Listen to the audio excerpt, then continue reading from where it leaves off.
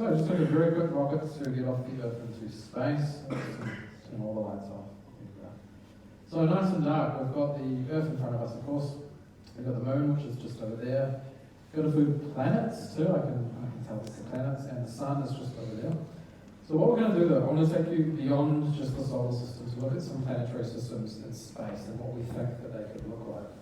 So we're going to go out to the edge of our solar system first, so we're just going to fly away.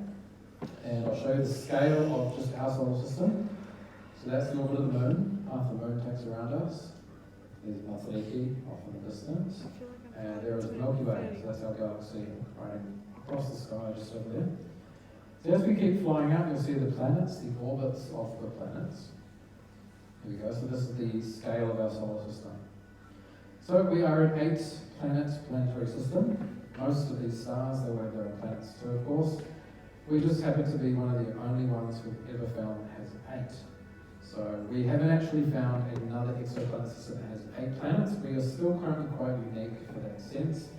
But this is the scale of us. So from here though, what I'll do, I'm going to take you to, I'm going to take you actually to a planetary system called TRAPPIST. The TRAPPIST planetary system, which is a little dwarf star that has, I think, 7 Earth-like potentially planets which are rocky, and they're all roughly the same size. So we're going to fly over to TRAPPIST system. So as we fly there, you're going to start to see the stars will shift because we're actually going to travel through space. We're not just looking at the stars. There we go.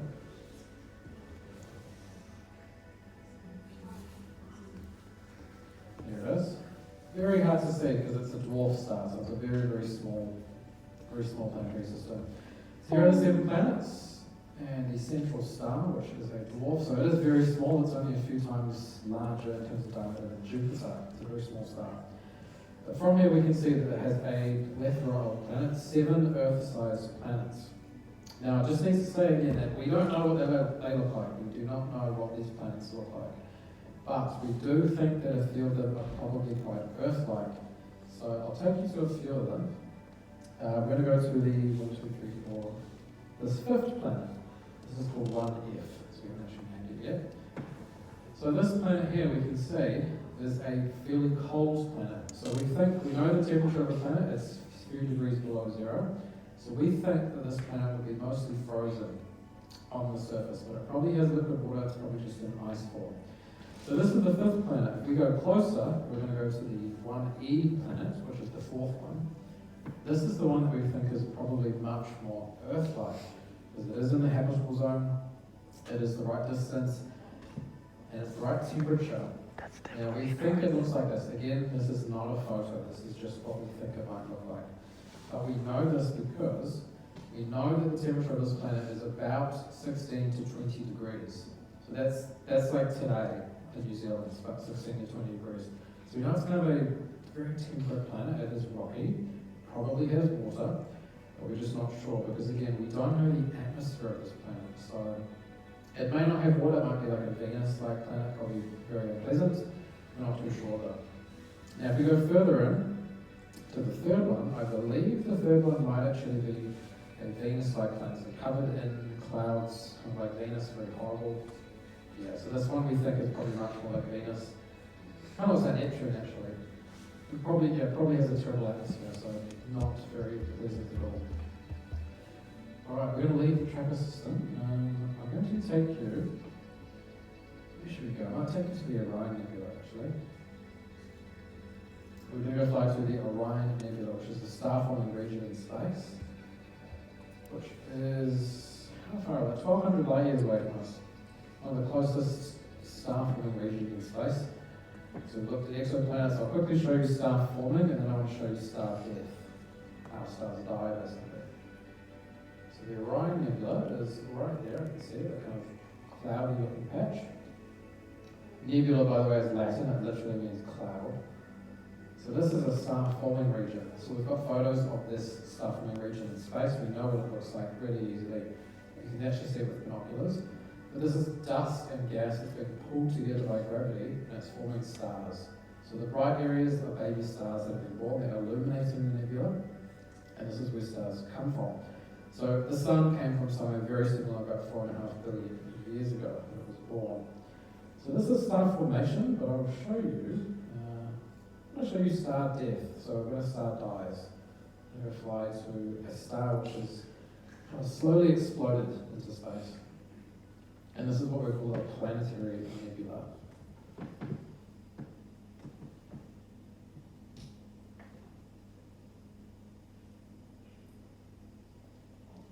This little thing here. So this is when the star has died. So when our star dies in about 5 billion years, it's kind of middle age, it will slowly throw off all of its outer layers back into space. So this is the leftovers of the star. This stuff will then form new nebula, and new nebula will make new stars. So there's a whole recycling process in this. So this is where heavy elements come from. So the iron in your blood, the calcium in your bones, the nitrogen and the water in our bodies came from a star dying, basically, because these chemicals did not naturally exist when the universe formed. So that's star death and star formation. Now we're going to go out of the galaxy. So I'm going to kind of give you a bit more of a sense of scale of not just the galaxy, but the entire universe. So I'm going to zoom out, and all the stars will blur together and gives you an idea of scale. Oh my God. And that's the Milky Way. So that's our home galaxy. If we could fly out of it and look back, we would see it as the spiral galaxy that it is. So all of these are stars swirling around the middle. There is a supermassive black hole in the middle, which we actually have a photo of. I'll show you. So this is a photo of the black hole. This is a real photo taken from a telescope. So that lives at the center, and we go around it. So we go on a planet, we go around the sun. Our sun goes around the black hole. So we actually orbit technically a black hole. If you're wondering where the sun is, we are kind of there, halfway in, halfway out. We're just one of the stars that goes around the center. So that is our Milky Way galaxy. But I'll now take you to the other galaxies. So this is what we call the local group. So these are the neighboring galaxies to us. So these are not stars. This is those photos I was showing you in the classroom, the deep field photos. So we're just going to keep zooming out for a little bit.